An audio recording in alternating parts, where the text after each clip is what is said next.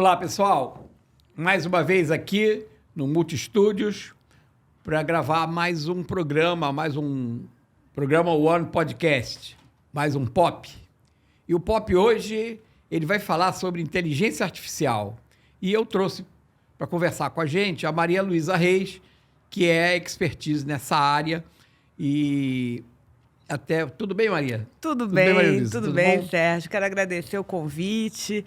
5 anos depois da primeira entrevista, estou achando lindo esse lugar aqui. Quero dar os parabéns pelos seus programas que foram tão sucesso. Você e tua vê equipe só, também, né? A gente evoluiu, né? Quer dizer, tá bem bacana. Num estúdio do Multistúdios, muito dentro bacana. Do shopping aqui, um estúdio conforto, high-tech, né? Bem legal. Cheio de conforto. Adorei. Adoro esse estúdio aqui, é bem montado.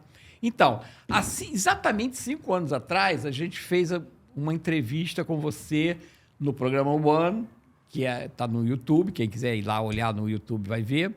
E nessa entrevista, a gente já começou a falar de inteligência artificial, se bem que naquela época ela ainda estava engatinhando, né? A coisa estava muito no início. Não né? estava tão popular, né? Hoje está mais popular, né? Eu vi uma coisa interessante da inteligência artificial, quer dizer, isso é inteligência artificial, né? É uma utilização dela. Um supermercado na Dinamarca, as portas só se abrem se você sorrir. Então, você chega na porta do supermercado, a porta está fechada. Se você sorrir, a porta abre. Então, ele identifica que você está feliz de entrar ali no supermercado. Olha só que interessante. Você utilizar um artifício, né? Isso é inteligência artificial. Tem alguma coisa lá percebendo a fisionomia da pessoa, captando, comparando aquela fisionomia com algum padrão, e ele diz, não, esse padrão é um padrão de felicidade, pode deixar ele entrar. É bem bacana, e gostei de você ter colocado dessa forma a inteligência artificial, porque a inteligência artificial é alguma coisa que já existe há bastante tempo, e ela pode ser aplicada a várias circunstâncias. E o que você disse, qualquer condição, qualquer programa que é capaz de identificar a partir de dados outras informações e a partir daí ter uma reação que se assemelha à humana, né? É o que a gente chama de inteligência artificial. Então é isso, a pessoa sorriu e aí, como o humano diria, bem-vindo, a porta se abre. Exatamente. Então tem a ver, né? Então você vê só interessante. Muitas pessoas pensam assim, eu vou usar a inteligência artificial para melhorar minhas vendas, para aumentar meus clientes e tal. Então, começa a pensar em algumas coisas mirabolantes, quando tem coisas bem simples. Muita coisa. Porque hoje em dia, eu não sei se você também concorda com isso, o marketing está muito mais voltado para a experiência do que para o produto ou para o serviço. A gente tem muito mais afinidade com a experiência que a gente tem do negócio ou da empresa, até do produto, e isso vai criando em você vamos dizer assim, uma empatia com a empresa, com o produto, por causa dessa experiência. Sabe, Sérgio, eu estudei, eu sou de exatas, né? O que o pessoal fala, né? Pessoa de exatas, sou engenheira mecânica. Então, peraí, deixa eu só apresentar a Maria Luísa. Maria Luísa, você vai me corrigindo se eu errar. Tá. Maria Luísa é formada em engenharia mecânica. Certo. Mas fez doutorado e mestrado em energia nuclear. Eu fiz engenharia nuclear. Engenharia nuclear. E trabalhou, foi gerente de projeto do submarino nuclear. Teve um projeto de simulador do circuito primário do submarino nuclear da Marinha. Né? Então. E também você fez um estágio como visitante pesquisadora visitante na Universidade Clermont-Ferrand. Isso, Blaise Pascal, Clermont-Ferrand, no Laboratório de Visão Artificial. Então, Então, você já... Isso foi quando? Faz 90 e poucos? 90 e poucos. 94, na verdade. Não se falava de inteligência artificial naquela época. Pois é, né?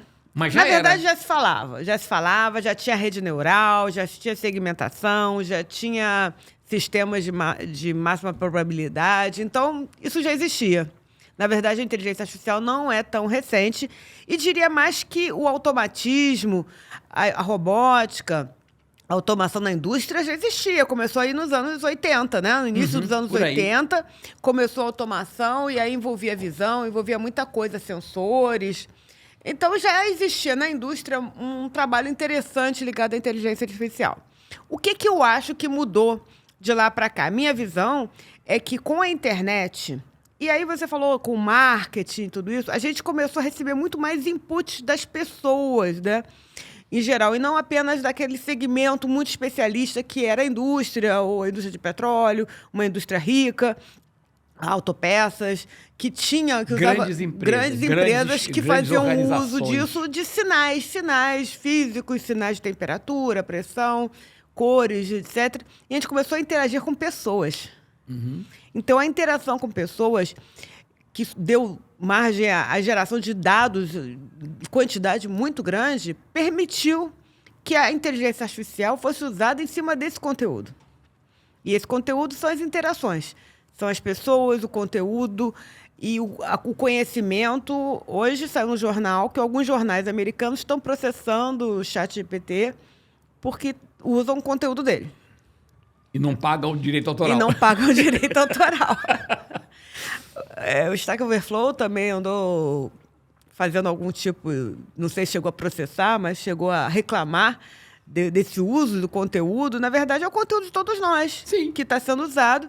E é uma mudança de paradigma, né? Será que pode ser usado? Mas é um conteúdo que está aí, livre, que todo mundo usa. E se a inteligência artificial é o uso semelhante a de um indivíduo, não deixa de ser justo. Até o Google já faz isso, só que o Google remete até a página. E o ChatGPT já traz conhecimento pronto. Sim. Né? Mas não deixa de ser uma situação que vai ser rediscutida em diversos patamares. O ChatGPT, ele se baseia em inteligência artificial, né? Sim, sim. É um modelo... O modelo dele é baseado em inteligência artificial. Isso, o que eles chamam de LLM, que é um modelo de grande volume de dados, né?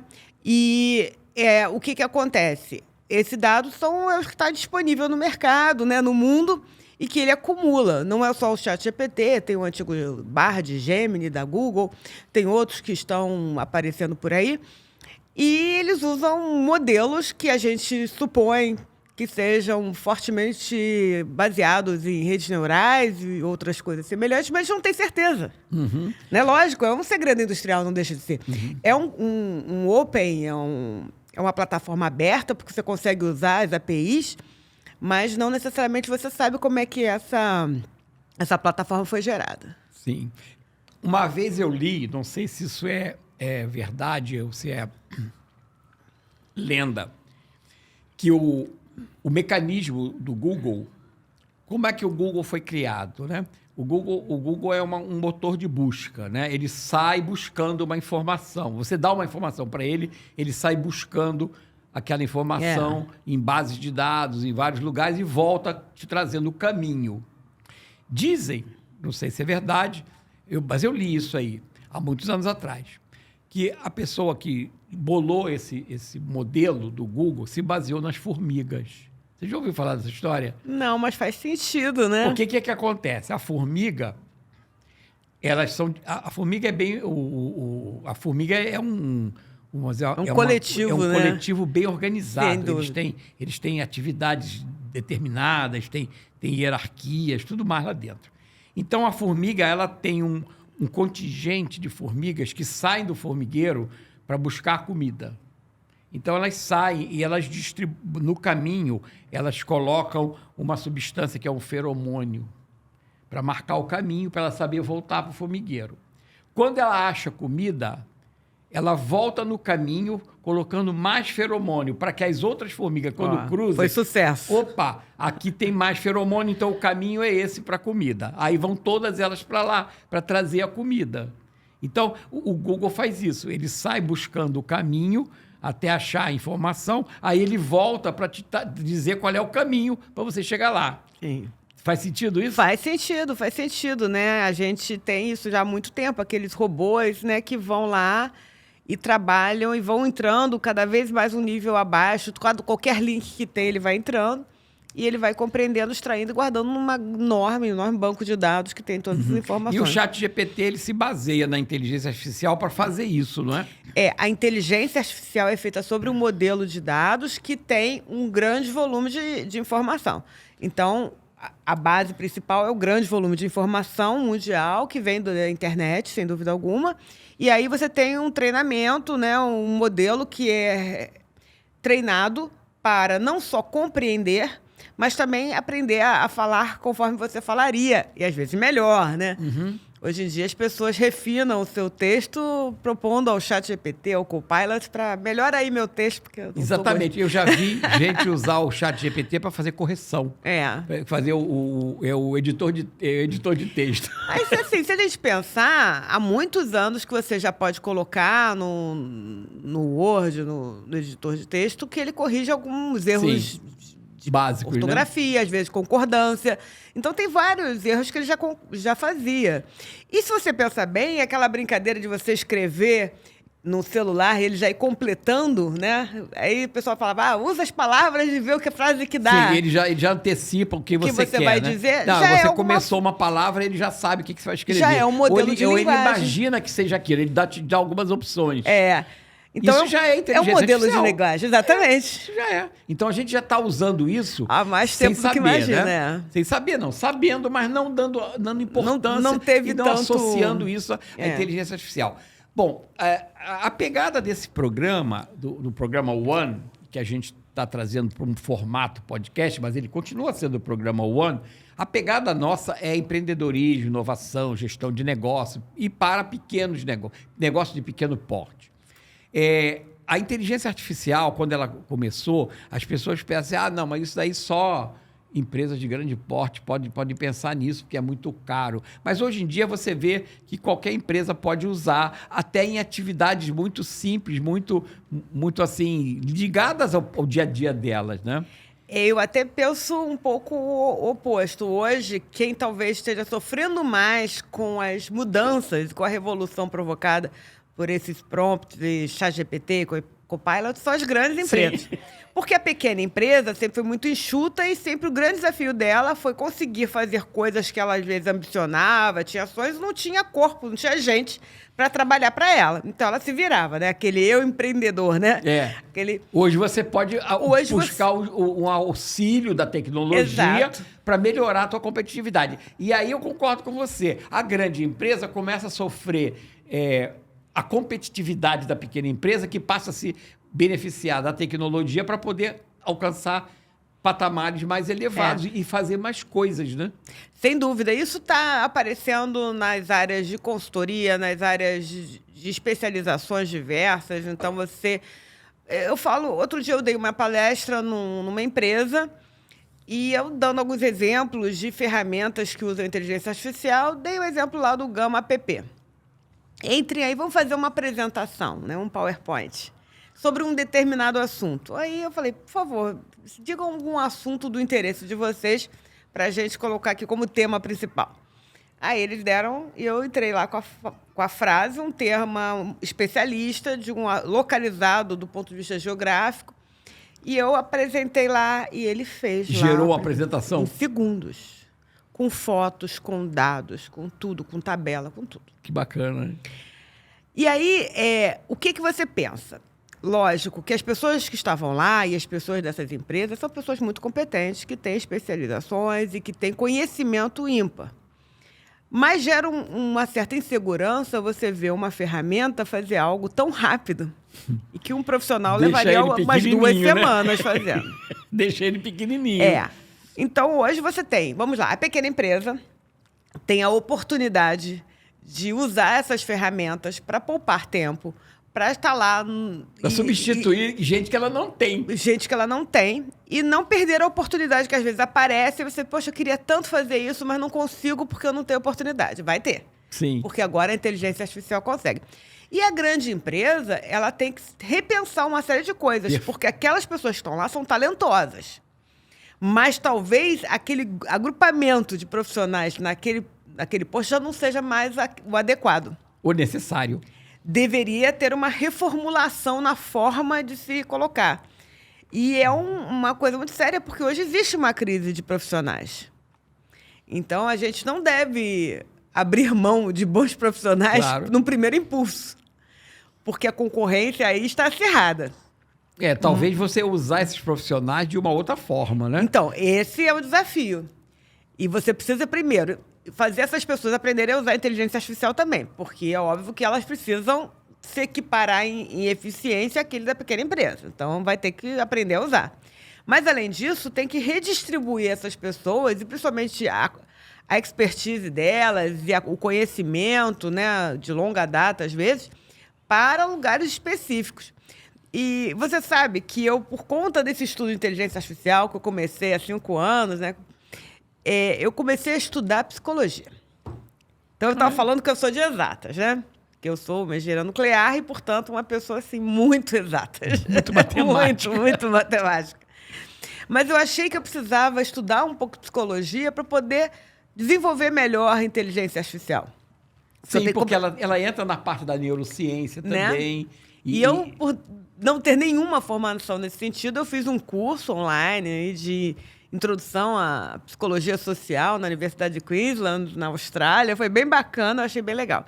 E agora eu estou fazendo um outro curso de marketing.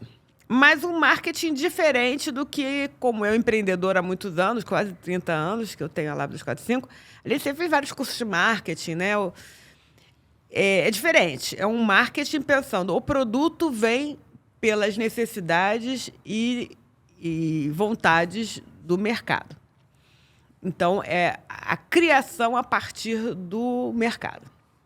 Que, por mais que a gente saiba na teoria que é assim, na prática as pessoas têm uma ideia e tentam vender. A gente pensa no marketing como um marketing vendedor. Mas, na verdade, o marketing não é vendas. O marketing é entender o que o mercado precisa para você oferecer para ele. Uhum. E é um desafio, é um pensamento diferente do engenheiro, porque o engenheiro é um resolvedor de problemas. Você faz, qual é o problema, você vai resolver. E você tentar pescar, ir até o problema para trazer como um produto, e não por demanda, é algo desafiador. Mas a inteligência artificial é isso, ela tem que pegar antes de você pensar. Ela tem que perceber, ela tem que ter essa percepção. Então, isso está fazendo uma grande revolução. O que você faz hoje na tua empresa, em termos de inteligência artificial, voltado para, por exemplo, para marketing ou para gestão de negócio, mas com foco em empresas menores? Eu sei que a maior parte dos teus clientes são empresas de grande porte, mas você atende também empresas pequenas.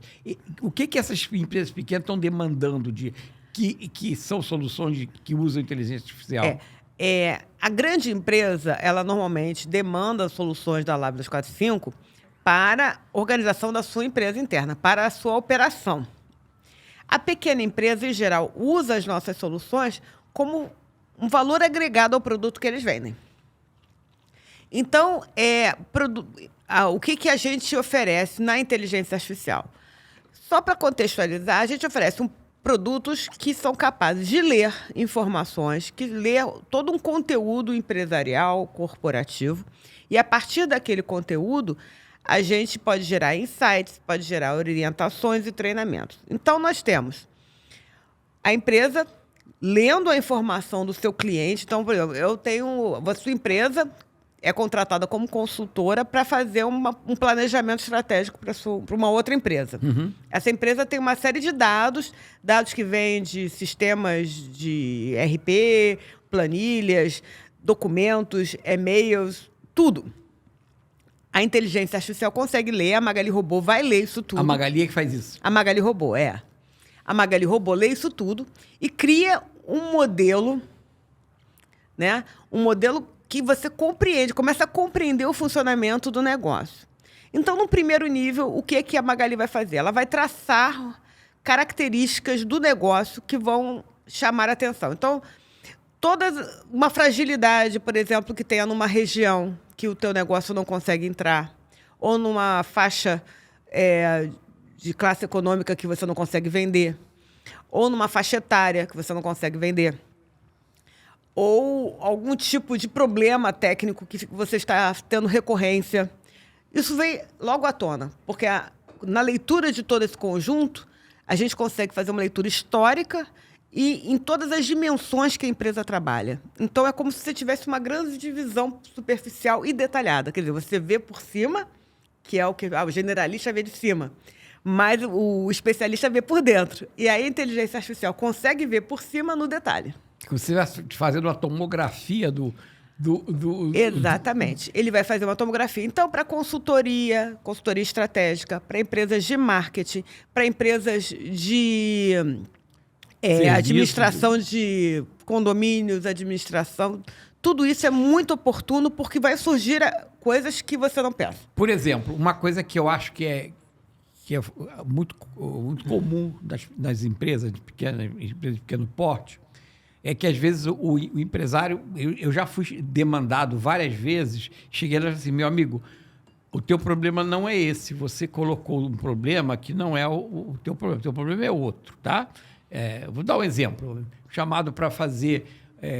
o meu problema é marketing. Eu preciso vender mais para ter mais lucro. Eu não estou tendo lucro. Aí, não está tendo lucro? Vamos lá. Cadê a tua estrutura de custo? É frágil.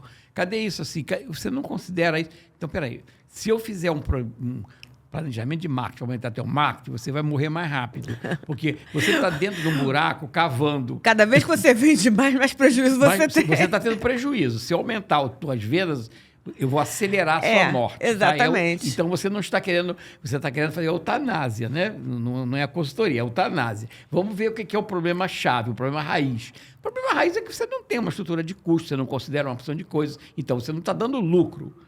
Então, a inteligência artificial faz ela isso. Ela pode entender isso. Ela percebe isso. Então, isso aqui é bacana. E aí chama atenção até detalhes que às vezes nunca são levantados, nunca são analisados, acham que isso é exceção. Não vou lá fazer uma pesquisa nessa exceção, porque é custoso fazer essa pesquisa e a gente consegue, fazendo uma análise de todos os dados, conseguir essa variável. Então, hoje, por exemplo, algumas empresas usam para ler todos os valores embutidos dentro de um documento financeiro, um relatório financeiro, todos os valores que estão aqui. Então, você bota, em 1 minuto ele já sai, com todos os valores listados, e no contexto daquele documento. Um documento de 400 páginas. Uhum. Então, com isso você pode identificar onde é que você tem que agir, onde é que você tem que intervir. Então, porque eu vejo que o grande problema da gestão do negócio é a pessoa identificar o problema raiz. Porque, às vezes, ele tá atuando na sequela. Então, eu até faço muito uma analogia, é o seguinte, você está com uma dor de cabeça, aí você toma um analgésico para parar a dor de cabeça. Você vai diminuir aquela dor de cabeça, vai parar por algum tempo, mas ela vai voltar. E quanto mais analgésico você tomar, vai chegar um momento que o analgésico não vai fazer mais efeito. Porque, na realidade, a cabeça não está doendo por si só. Ela está doendo porque ela está avisando que tem algum problema no organismo. Pode ser o teu fígado, a tua vista, o teu dente, a coluna, o teu emocional, que está fazendo a cabeça doer. Exato. Então, não adianta tomar remédio para dor de cabeça. Você tem que identificar a causa raiz. Então, o que acontece? Às vezes...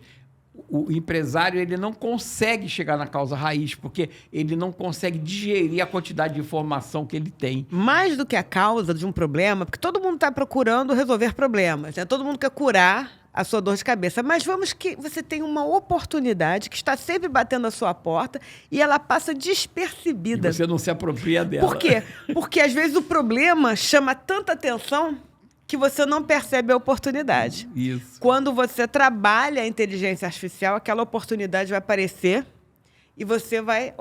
Olha só, eu estou prejudicada aqui, não estou vendo esse mercado. Para você chegar nisso, você usa uma matriz SWOT, depois faz uma SWOT cruzada para identificar as oportunidades, quais são os desafios que você tem para se apropriar de oportunidade, ou quais são os problemas que você tem para evitar, mitigar as ameaças. Então...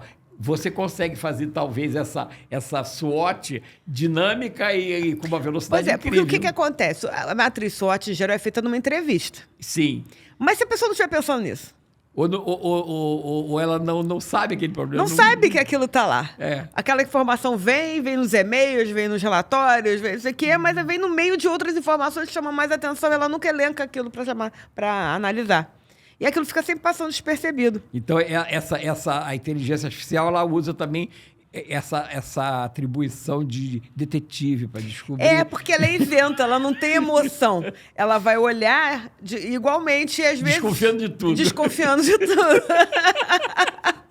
É bem bacana isso, legal, né? A gente fez um trabalho de analista virtual na Petrobras, que foi até uma chamada pública, E uma das coisas interessantes era que era um trabalho feito por pessoas e é um trabalho muito complexo, porque é a análise de projetos de pesquisa e desenvolvimento que viriam através de qualquer empresa, qualquer pesquisador, instituição de pesquisa, para ser analisados, principalmente se enquadra ou não dentro de uma norma da ANP.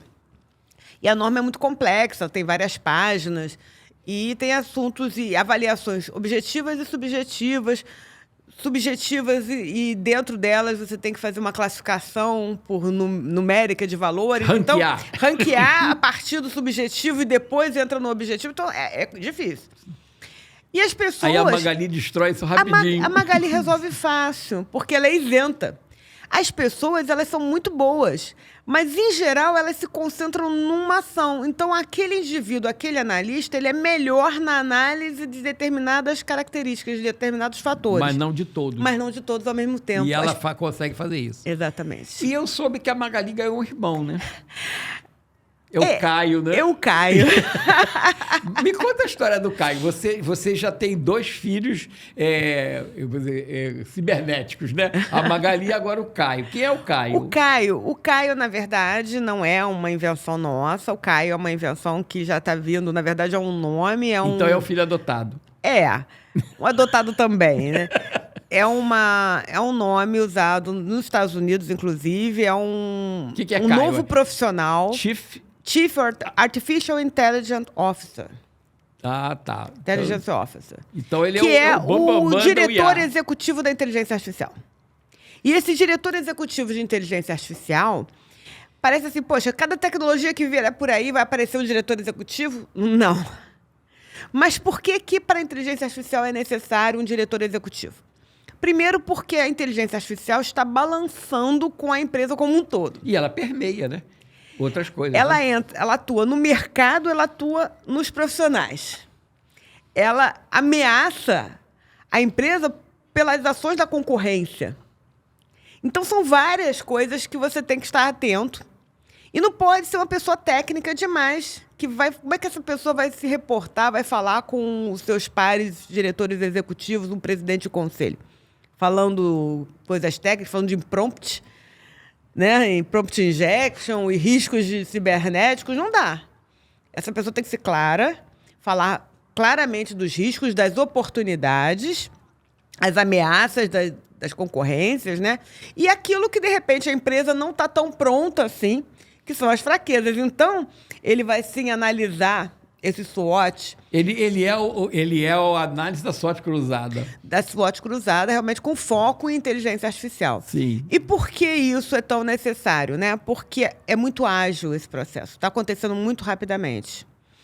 E se a empresa não se prepara rapidamente, ela não vai dar conta ou de se manter no porte que ela tem, principalmente as grandes empresas, ou ela vai sucumbir ao concorrente, que foi ágil, ou ela vai deixar informações dela preciosas serem vazadas porque foi usado de forma insegura essas ferramentas de inteligência artificial.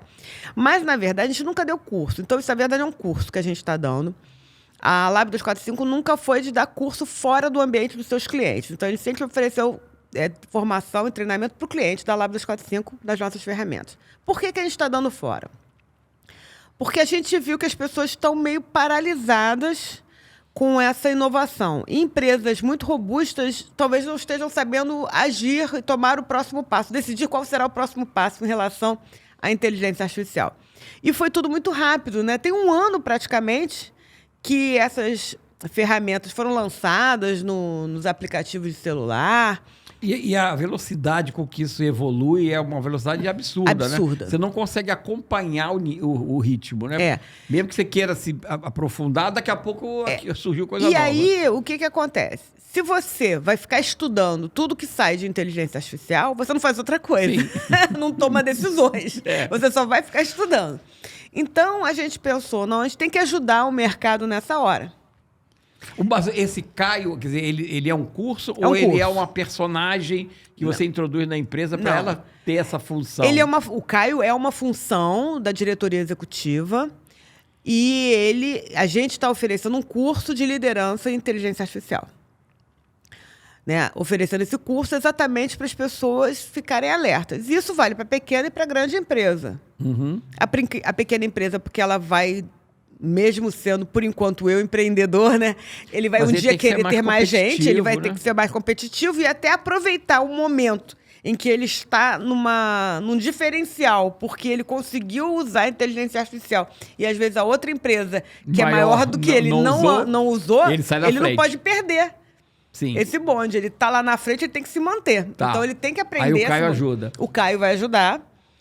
E a empresa também, que hoje não sabe bem o que fazer, tá insegura, tá até treinando, às vezes, seus funcionários, etc. Mas tem que ter uma liderança para dizer está no caminho certo, no caminho que talvez não vá para todo pro lado que está esperando. Eu comecei a ler sobre o Caio, né? Achei interessante, né? E você está com essas duas crianças agora tocando aí na parte de inteligência artificial. E eu acho que isso daí é muito interessante, porque eu acho que você também partiu numa vanguarda, né? A gente lançou a Magali Robô em 2018, na verdade, com essa logo, que me perguntam o que é. Eu perguntei e vi que a Magali é o contrário. Né? Aqui é um número, né? Que, na verdade, visto no espelho, é a Magali. Aham. E a gente lançou dessa forma em 2018, foi em junho de 2018 que foi o lançamento. E o objetivo da Magali Robô é fazer análise de informações corporativas, ou melhor, informações privadas. Então, ao contrário do ChatGPT, que usa informações públicas que são da internet, a gente faz análise de dados privados, dados restritos. Então, a gente faz análise do dado do papel, da apresentação, da planilha, do sistema integrado ou do não integrado que a gente vai integrar. Tá lá no RP dele e tal. E-mail, tudo que a empresa tem, a gente analisa. A gente também analisa até, e fizemos um trabalho super bem sucedido, voltado para B2C, que é a análise de documento médico. Que a Magali lê documento médico para interpretar exames que estão sendo feitos. É bem bacana. Foi uma pesquisa que a gente fez, tivemos o apoio da FAPERJ e teve um resultado muito bacana. Está aí à disposição, tá para baixar na internet, MyHealth. Mas o que ela faz? Ela analisa... Ela identifica os exames que você fez. Você faz uma batelada de exames, Sim. Esses exames às vezes estão digitalizados, são documentos que você tem ainda guardados, nem todos são no mesmo laboratório, você coloca tudo lá para dentro, não classifica, não precisa escrever nada, e ele já captura todas as informações que tem lá. E aí você pode ir para o médico e ele fala assim, você fez alguma endoscopia recentemente, que eu vou te dar um anti-inflamatório, eu não sei se você pode, tá aqui, doutor. Quer dizer... mesmo que você não soubesse, porque muitas vezes você não sabe o exame que você está fazendo. Sim. O médico prescreveu, você botou lá, você até sabe que foi na barriga ou que foi no braço, mas você não sabe o que era. Está lá direitinho, ele sozinho identifica o exame. Assim, a Magali até poderia ir além e identificar os níveis, etc., mas no nosso trabalho de LGPD, o advogado falou assim, enquanto você não tiver um uso explícito para isso, você não vai fazer dessa forma, ok? Eu falei, tá bom. Não vamos fazer isso. Mas uma das coisas bem legais, né, que eu estava falando, é que você hoje, e aí comparando com a saúde do indivíduo, você lendo documentos da empresa, você vai saber dar recomendações para a empresa melhor do que se você estiver baseado num dado público. Então, quando você pede um conselho, pede uma ajuda ao Copilot, ao ChatGPT, a outras ferramentas desse tipo, você vai dizer alguma coisa a respeito da sua empresa, mas ele não vai saber detalhes. Ele não vai saber aquilo que você mesmo não disse. É aquilo que eu falei na matriz SWOT, normalmente a oportunidade é que fica mais prejudicado, porque no nosso pensamento, no perfil humano, aquele lado da oportunidade é o que menos chama atenção. A dor e o risco é o que nos chama mais atenção. Então, às vezes, a oportunidade passa e você não pesca. Numa análise da Magali Robô, ela vai pescar. Uhum. Interessante uma coisa, até você estava falando, eu estava me lembrando disso. Eu estava lendo, não sei em que lugar, em que país, que eles começaram a ver o seguinte: com toda essa tecnologia, principalmente o ChatGPT, apareceu uma dificuldade muito grande, que os jovens hoje não conseguem se comunicar com muita facilidade. Eles têm uma linguagem muito telegráfica, né? Falar telegráfica para jovem, eles não sabem nem o que é telégrafo. Mas uma linguagem que é linguagem de Twitter.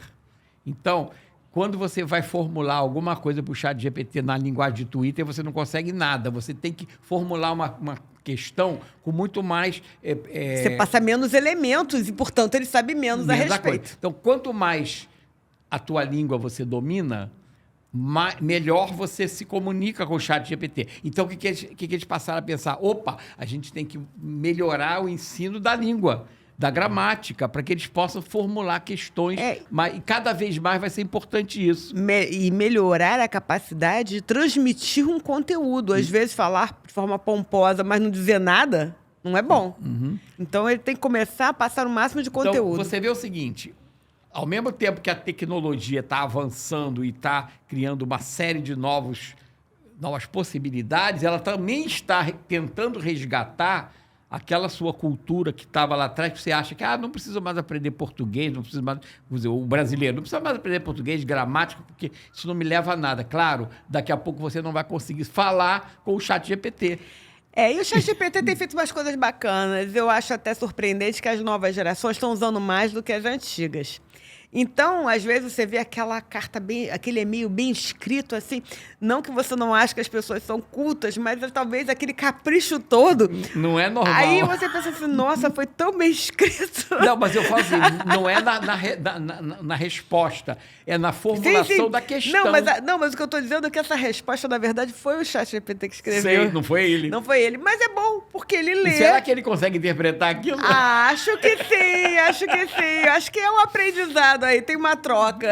Mas isso aí acontece muito. Então, Maria Luísa, é pena que a gente não tem mais tempo, mas o ideal é que a gente continue esse papo aí, até a gente pode voltar a ter mais um papo mais adiante. Vai ser um prazer. Mas eu acho que foi bacana a gente conversar sobre isso, porque, de certa forma, eu até convido vocês a entrarem lá no programa One e procurar essa entrevista com a Maria Luísa. É de 2019. É 2019.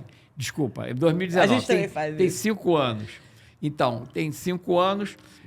mas nessa entrevista, ela já falava não de inteligência artificial, porque esse termo nem existia. Não era frequente, a gente não falava essas coisas. Mas a Magali estava nascendo. E já existia algum tipo de aplicação de inteligência no negócio, usando ferramentas e softwares e técnicas que na época eram assim, novidade, né? Hoje a coisa já está um pouco mais dentro da realidade das pessoas, das empresas. Mas é isso. Eu achei bacana. Se você quiser falar um pouco mais aí, só para a gente fechar, eu fiquei interessado no Caio. O Caio é esse irmão mais novo da Magali. Ele merece uma referência maior aí. Sim. Como é que o Caio pode ser usado por uma pequena empresa? O objetivo nosso é despertar o conhecimento estratégico de mercado e técnico. E de comunicação ainda com os superiores, que vão ditar outras estratégias, e com a equipe. Por menor que ela seja, ela tem que estar preparada para ter agilidade para trabalhar com robôs. O robô, as pessoas não vão poder trabalhar que nem um robô. Vai trabalhar com o robô é que vai trabalhar para elas. Sim. Então, elas têm que ter uma agilidade diferente. Elas têm que colocar propostas para o robô, e o robô vai ser uma multiplicação daquele indivíduo. Né? Ele não vai continuar trabalhando 2 semanas para fazer uma apresentação. Ele vai levar minutos. Mas, em compensação, ele vai poder fazer várias apresentações, ele vai poder cobrir várias coisas e ele vai usar a perspicácia dele e a capacidade dele para abrir frente. Isso aí. Então, pessoal, eu acho que a gente conseguiu, pelo menos, colocar para vocês aí algumas dúvidas, algumas questões, algumas coisas a pensar, né? Principalmente quem tem um negócio hoje e está diante desse mundo aí que avança com uma velocidade incrível e que você não consegue acompanhar, e você vai ter que, em determinado momento, lançar a mão da tecnologia. E em algum momento você vai fazer isso, senão você vai acabar desaparecendo no mercado. Isso aí não tem jeito, não tem volta, né? Eu acho que hoje todo mundo está convicto disso. Sim, agora é saber qual é o caminho mais rápido para não perder tempo. É como aquele negócio, relaxa e aproveita. Obrigado, Maria Luísa. Obrigada. Foi legal para você? Sérgio, um abraço, foi ótimo. Então, tá bom. Você também? Para mim foi sempre ótimo. Eu sempre curto isso aqui porque eu aprendo a beça e tudo bem. Tchau, pessoal. Tchau. Até a próxima.